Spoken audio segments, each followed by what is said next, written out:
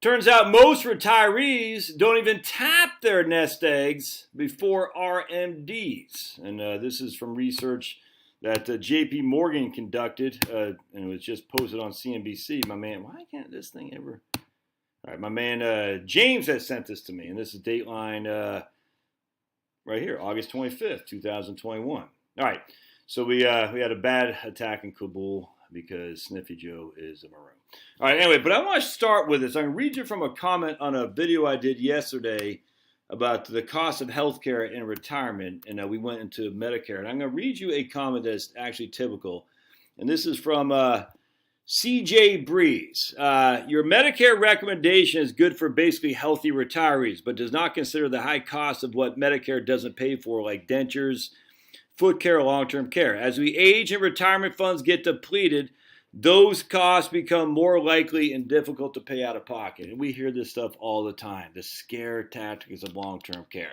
And I said, well, you better not retire then, because I'm sick of this. I'm sick of it. They're sick of it. They don't have the data on their side. They only have scare tactics.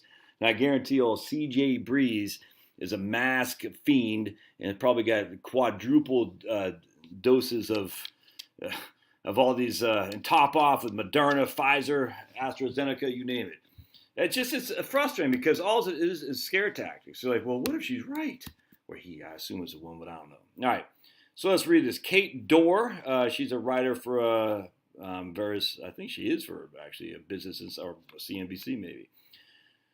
All right, so most retirees use RMDs as guidance, and yet they may leave a sizable balance by the age of 50, age 100. Looks like, what's his name, David Brooks from the New York Times. All right, so JP Morgan says that some 80% of retirees studied didn't withdraw any money from their accounts before their RMDs. And these delays were even common among those with smaller balances. Roughly 84% of those who reached RMDs only took the minimum amounts. They appear to be relying upon RMDs to help them distribute their wealth, and that's not really what it's intended to do. Okay, well, what's it intended to do? Make you pay the taxes. That's what it is. Of course, the Secure Act has increased the RMD age to 72, and it looks like there's a House and Senate pair of bills that are bumping it to age 75 by 2032, which is stupid, but whatever. All right.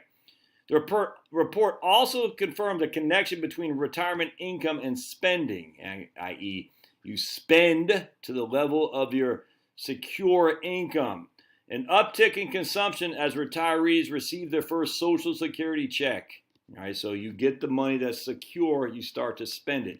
Steady income through a pension or annuity, we're willing to shell out more during their golden years. If you're relying solely on the markets and your investments, you're going to spend less. That's just factual. There's evidence of all over the place that. Which is why annuitizing some of your portfolio can make sense. These findings align with other research showing how retirees with guaranteed streams of income, such as Social Security or pensions, may be more willing to spend after they leave the workforce. All right.